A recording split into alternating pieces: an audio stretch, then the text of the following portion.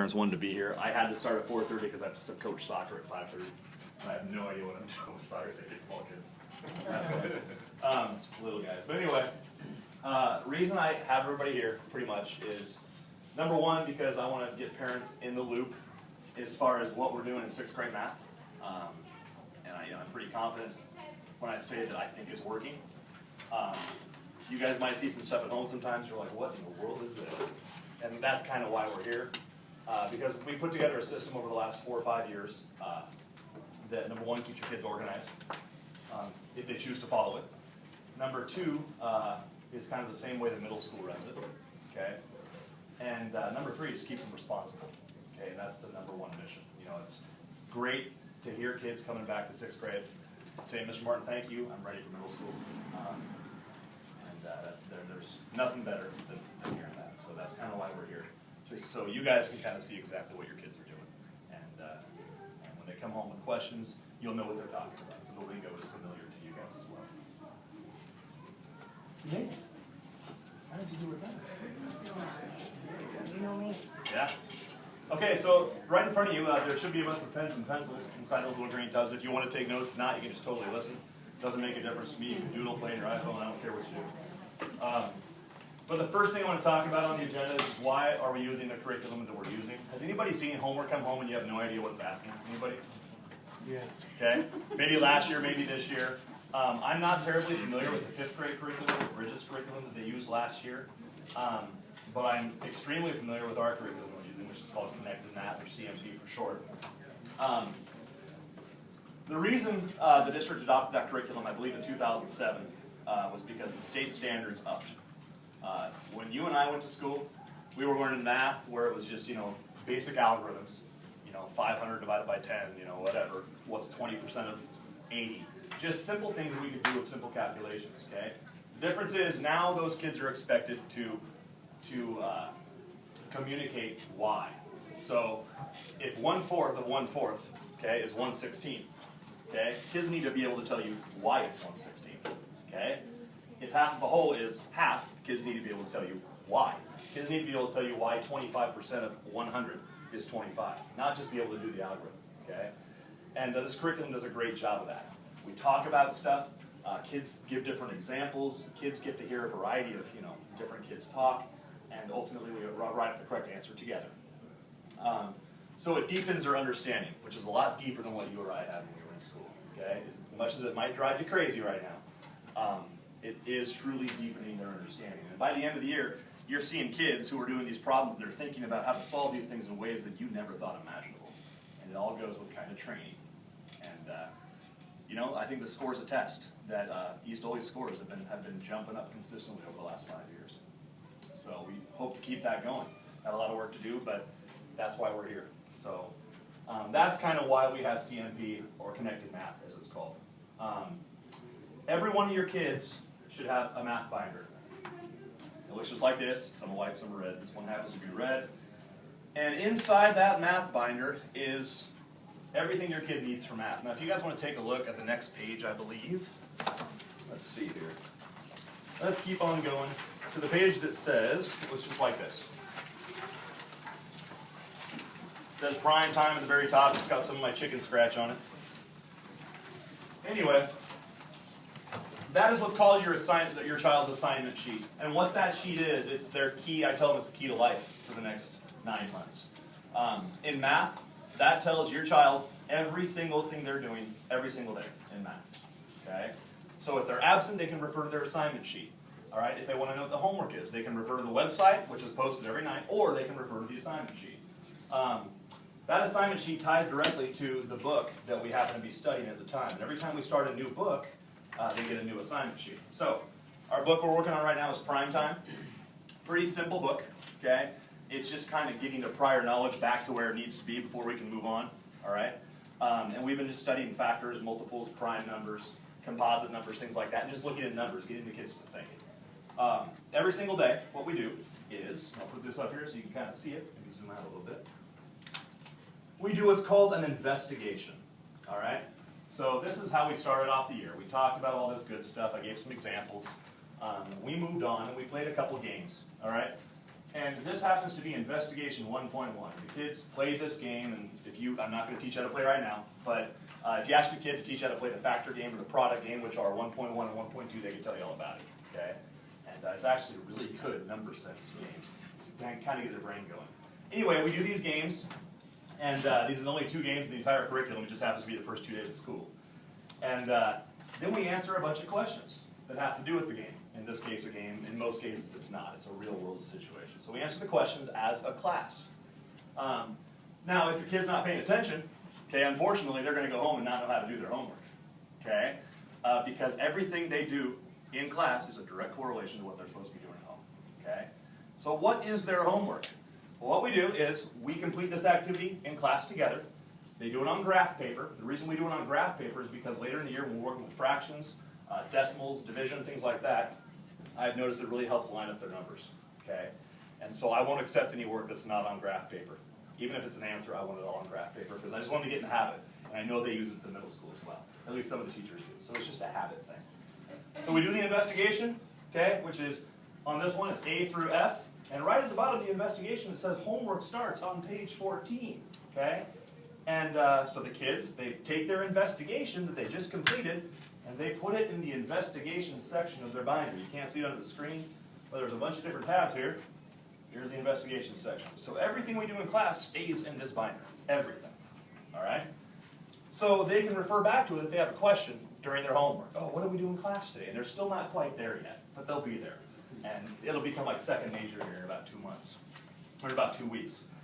So everything they do in class goes back on our investigations. Then they get a new piece of paper out, and they go to page 14 and they start their homework. Okay? Well, what's their homework? That's where the assignment sheet comes in handy. Okay? So let's pretend we just did lesson 1.1 in class. Okay? Unfortunately, there was no homework for 1.1, so we're going straight to 1.2. The lesson is the investigation. That's what they put back in their binder. And they look over here. So here's 1.2. I can see that it starts on page 14, and here's the problems that I need to do tonight. All right? At the very top of your paper there, I wrote what L2, L1, and L3 mean. There's 3 levels of homework. Level 1, and it says in the top of the paper, is a series of questions in the homework section that relate exactly to what the kids did in class. Okay? So once again, like I said, if your child's not paying attention in class, which is pretty hard not to, okay, they're going to struggle with those first questions, which is level 1. Okay? Level 2 questions are questions that they might have learned in 3rd grade. They might have learned in 5th grade. Okay? They might have learned 3 days ago, but it activates prior knowledge, okay, to keep things fresh. And level 3 is for those kids that need a little extra carrot to go a little further. All right? The level 3 questions are typically just kind of random. And it could be really difficult, or it could be really simple, but I tell the kids it's always extra credit. Our report card system goes on a 1, 2, 3, 4 rubric scale. And I tell the kids, if you want that 4, I want to see you do those level 3s. Not only do you have to score well in the assessment, I want to know that you understand the material, but I want to see you take that extra 10 minutes a night, 5 minutes sometimes, and do that level 3. It's up to you. Okay? Some kids hate it, some kids like it. A lot are in the middle. But there's kids that they want to see that 4 in their report card. And I tell the kids, I say, you might get an 80% on the test, but if I see that you've tried as hard as you can all year, and I see those level 3s done, I'm going to give you a 4, because I see you work your tail off. That's awesome. Okay? But I can't give you a 4 if I see you got 100% on every test, but you've done nothing extra. Okay? Because you haven't earned it like everybody else. So that's kind of how I roll with that. And the kids get it. Okay? And right now, you know, I ask kids, as soon as they come back in, we talk about the assignment. They come back in, who did level 3? And all their hands are shooting up right now. Okay? And then some kids, I think they look around to see if their buddies did it, then they put their hands up because they really didn't do it. Okay? But as the year goes on, that goes down and down, but there's always kids that they want to keep that going. So the opportunity is always there. So anyway, that's how this works. It's great too because let's say your kid is let's say we do 3.1 and 3.2 on this day, and you can see these are combined into a one-day lesson, but your child is absent. They don't have to ask me, Mr. Martin, what do I need to do? I'll say, go get your assignment sheet. What are you missing? They can go right back there and see, oh, I see what I need to do. And like I said, as the year progresses, it just becomes in the back of their mind, they know exactly what they need to do. Okay? So we have what's called accountability partners. And my job, number 1, is to teach these kids as much as I can in a short amount of time. A lot of the kids are like, Mr. Martin, you go so fast. I'm like, I do, and it'll get easier. Okay? I'm not going to slow down right now. And I know that's tough for some of the kids, but they're like today was a lot different than it was 2 days ago. They're learning how to adapt to it, and that's okay. They might think I'm going way too fast now, but I promise you it'll be fine in a month. Promise you. But we work at a rapid pace. So as far as the homework's concerned, I tell my kids, I say, the homework, guys, is practice. I'm not going to give you guys, I'm not going to sit there and if you get 100% of the test and you miss a homework assignment, I'm not going to give you a C. You'll still get an A. Reason being, you have mastered the material. Okay? The kids think the homework counts. They think the homework is the most important piece of it. And I really pump it up and say, guys, it's so imperative you get this done. But in reality, I want to know whether or not they know the information. Okay?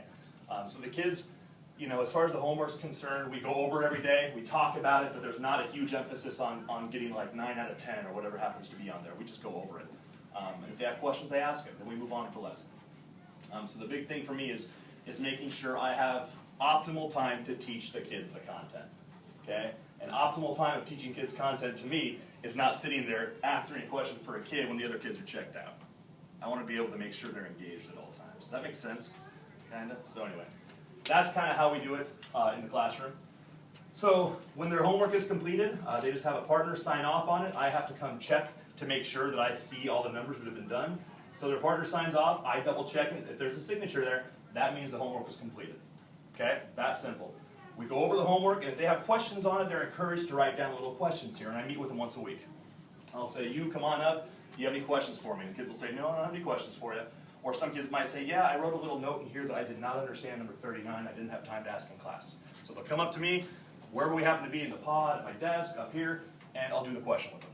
So they'll get another chance to kind of get it. So that's how we do that. If you ever see an INC, that means the assignment was incomplete. I tell the kids it's all or nothing. If there's one problem you didn't do, sorry, it's incomplete. You can come see me in the morning, okay? You can stay in a recess, but if you show up unprepared, I'm going to give you an incomplete. And they say, but Mr. Martin, I didn't have time last night. I said, okay, so I'll call your parents and say you didn't have 5 minutes to do that one problem. And they'll say, nope, didn't do it. But you don't have to call my parents. So that's how we do that. And in reality, the kids are really good. And I'm fair. I'm very fair to the kids. But like I said, my number one job is to prepare them for 7th grade. That is my number one job. And you have to be hard on them sometimes. But they'll respect you and they'll like it as the year goes on. That's how the assignment sheet works. All right, so I probably shouldn't show the kid's name up here. Confidentiality. But anyway, inside this binder, just so you guys know, is everything you need to know about how your kid's doing. As far as the homework's concerned, you can look in the homework section. The homework stays in here. When we go over the assignment, I'll give the kids the correct answers, but I don't just read off the answers. We actually do the questions together. And so if you ever see red pen written on there, that means they had to fix it. I say, guys, I'll give you credit as long as you take the time to fix it. But if you're just going to listen to me spout off answers and you don't take the time to fix it, you're not going to get credit. So, when we're going over things, you see kids' pencils moving, their pens moving because they really want to keep up and they want to make sure they have the correct answers so they can get full credit. So that's how the homework works. So if you see a bunch of writing, that's fine, as long as they fixed it. If you don't see any writing, that means either A, they didn't fix it, or B, they got 100% on it, and everything was fine. Okay? So it's one or the other, and typically it's they got 100%. You usually have every kid correcting when it comes time to be doing homework. So quizzes always stay inside their binder. I correct them, I give them back. They've had one quiz so far this year. It's corrected, it's in their binder if you ever want to see it. We'll have our first test in about a week and a half. Okay? And that's on the information we're doing right now. And I think the kids will be very prepared for that. I tell the kids, they said, do we need to study for tests? I said, well, have you done your homework? But, yeah, you're ready. I promise you're ready. I do make up tests. If the kid doesn't score as high as they want, I'll give them a second opportunity. I always do that. Because some kids just don't test well. And I was one of those kids. So they always have a second opportunity to bump it up a little bit. And they relish that opportunity sometimes. With any proof or just take it? What do you mean? Proof of trying harder. Oh, yeah, absolutely. Yeah. So they can retake a test anytime. Okay? Not a quiz, but a test. There's a difference. Quizzes aren't weighted quite as heavily in the grade book, and your kids will be able to tell you what the difference is as the year goes on. But a test they can always retake. Okay? Anyway, so that's how that works. So let's see here. We talked about homework. Stays in here. Investigations are what we do in class. Quizzes and tests stay in the binder at all times. At the end of the year, they've got about 10 tests and about 30 quizzes. And I send this home with them. They've got everything they need for middle school because a lot of the topics are the same, okay? So they're basically just gonna take this binder with them, throw it away, keep it, whatever they want to do. But they can hold on to all that stuff, just a portfolio of their work. So that's the math binder. As far as the curriculum's concerned, I just run up a whole bunch of pages in here. And just each different page tells you the different book title. We're on prime time right now, where it says 6th grade math curriculum overview. This is what we're working on right now. Properties of whole numbers, factors and multiples, prime numbers, composite numbers, and prime factorization, which is taking a big number and breaking it into small prime numbers. And that's what we're working on right now. We'll test on that. Today's Thursday. A week from tomorrow, we'll test on that. On Friday, whatever that date happens to be.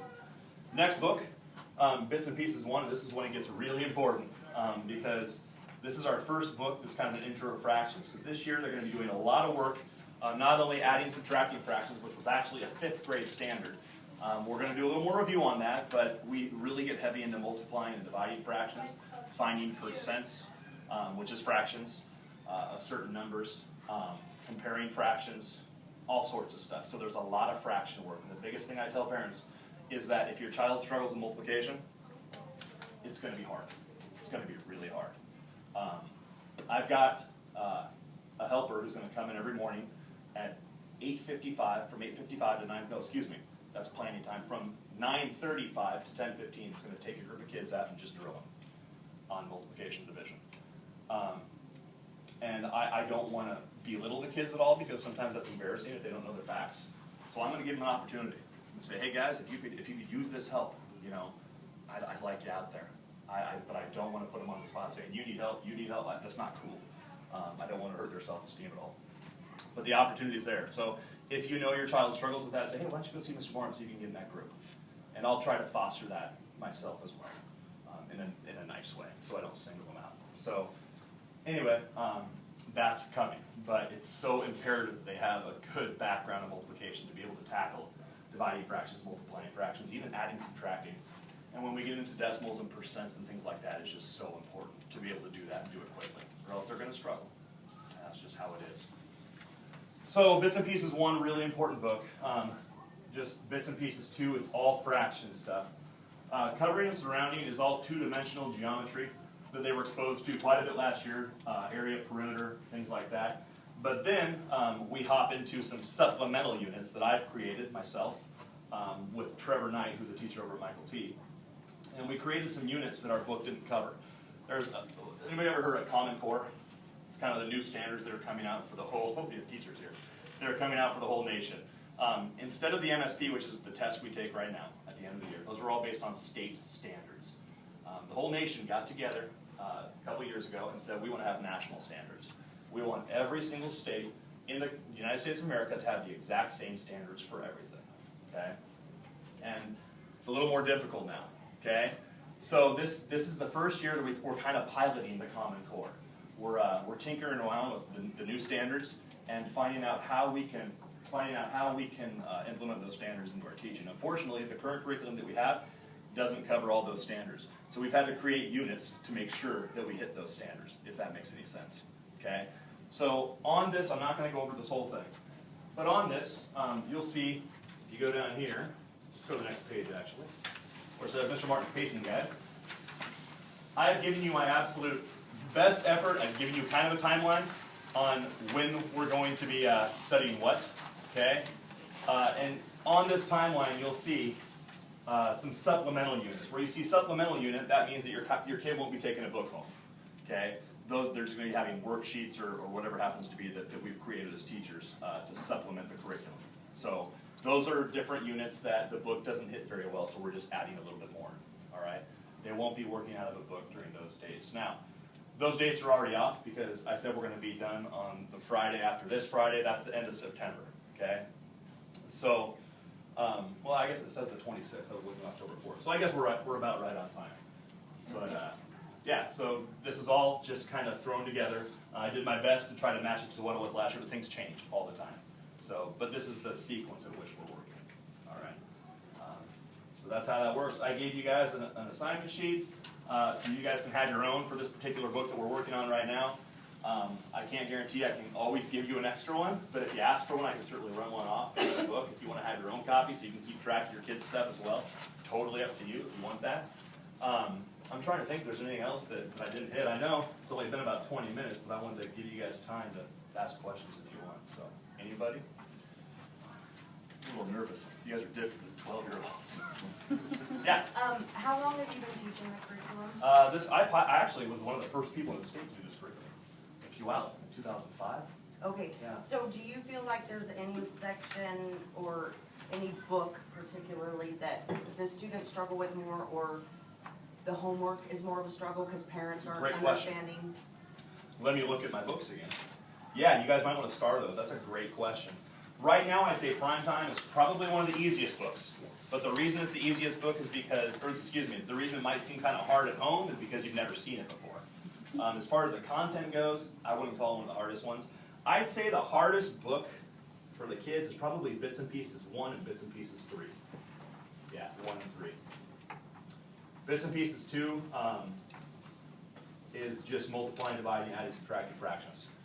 So that's more of the algorithm. It's gonna be, that's old school. Yeah, that's old school. That's algorithm stuff. You know, lining up your numbers, finding the least common denominator, adding, subtracting, whatever it happens to be, reciprocals. You know, when you're dividing. That's the old school, absolutely. And the kids who are going to struggle with that are the kids we talked about without those basic skills, without the multiplication, division facts. Those are the ones that are going to have a hard time. So I really, really, really encourage you to talk to your kids and have them talk to me. They can do it privately. And I'm already getting kind of a sense of where kids are at. You know, it's still early in the year, but I kind of know where some kids are at right now because I'll call on them and I put kids in the spot a lot, but I do it in a nice way. We do a game every morning called Happy or Sad, and I ask them a random math question. They're usually really easy, and we go around the whole classroom. You can see kids go, oh. And if they get it wrong, we have to start over, but we encourage them, okay? And so a kid got one wrong yesterday, and the whole class was like, it's all right, we're going to get it back. And so we did it again. They got to recess on time. It's all about how you do it, okay? I'd never humiliate a kid or anything like that, but I want the kids to know that at any given time, they might be put on the spot. Because if they can sit back there and hide, they're not going to learn anything. So, to me, that's really important. And, you know, we'll slowly build that rapport with the kids and that relationship, and pretty soon it won't matter. They'll want to be in the spot. So, that's how that goes. So, yeah, Bits and Pieces 1 and Bits and Pieces 3 answer your question. Anybody else have any more questions? There's got to be more out there. Somebody? Well, we take class on this. Yeah. Can we copy the teacher guide? Nope. Is it bad that I did it last year already? Just call me. Yeah, just call her. There you go. Put your number on the board. So I didn't know how long this would last tonight. I did it last year for the first time. It was about a half an hour. I wanted to put 45 minutes in there in case there was questions. If you want to talk with me afterwards or anything like that, that's fine. You know, I hope that your kids are having a good year this year. I'll tell you right now, this is the nicest group of kids I've ever had, and I think it's going to be a really fun year. It's hard for me because I'm really strict at the beginning. I loosen up a little bit as the year goes on, but they have to kind of earn my trust, and I haven't really been able to be myself, but that's hard for me, like holding back and not screaming when they're taking a test or something to scare them. But we have a lot of fun, but at the same time, the expectations are high. You know, I love these kids more than anything in the world, and other than my own kids. And just want you guys to know they're in good hands. They're going to have a lot of fun. They're going to learn a ton. Promise. So if you have any other questions, feel free to hang out, or you guys can get out and enjoy the sunshine. That's it. Thank you. You betcha. I know, man. So, Mr. Martin, What are you looking at? what page are you on? Yeah. I know, I'm so drawn, so like, I want to talk about that. So, Thomas Lonnie is even here. Yeah. So, what were you guys? Right now, today they have he's all fine. Okay, that was very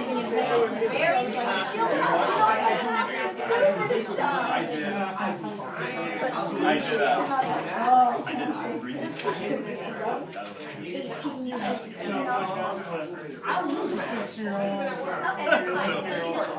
knows the rest of it, yes. Oh, yeah, no kidding. No kidding. Tell him to get well. Hey, you take care, man. Yeah. Oh.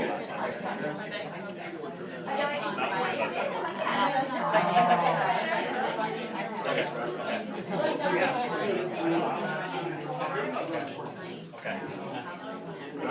Write his name down and just put it right here. That way I'll know. That's good. Beth, that's it.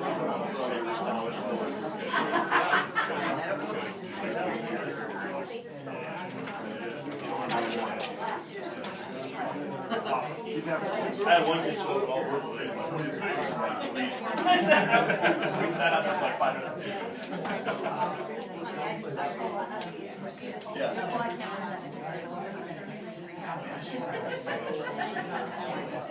Do you like it? Yeah.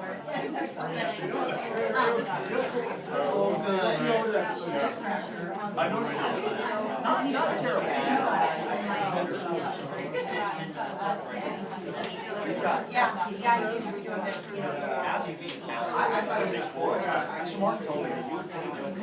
It's more money. Yeah. No, I think so. Every person. We did? Yeah. Is that his house, isn't it? You know, Oh, that's not it. Yeah, okay. all the way down to the corner. I got $5 a day. got my car. I know, we have. I know that. Yeah. Haven't had their business Yeah, he's over somewhere. there. Oh, I do. I have one switch for 2 You know, years. encourage that. Encourage that.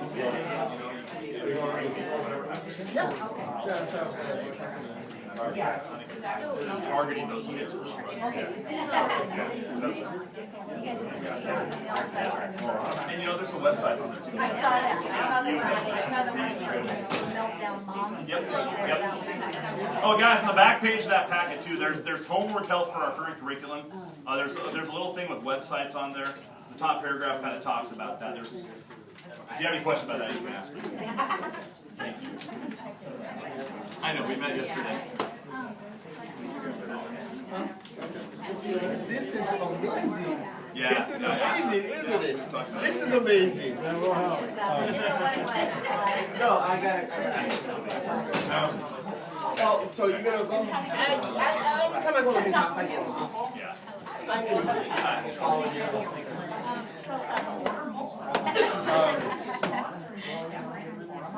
So, mañana. Oh, yeah. I'm good. How about yourself?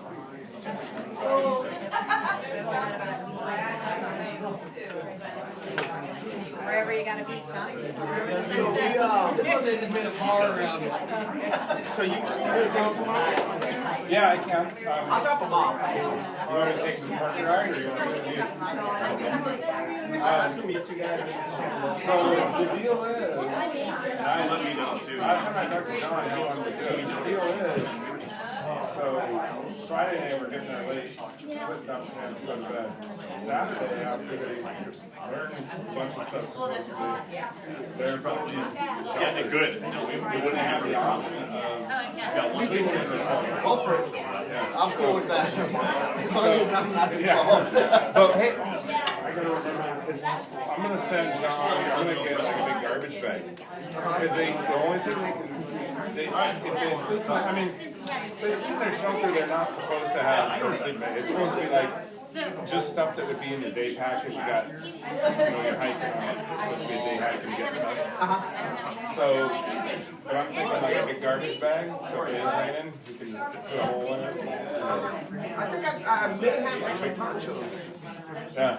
I may have extra And ponchos. like I said, I mean, if they I think I have, I think I have a poncho. That's an adult size.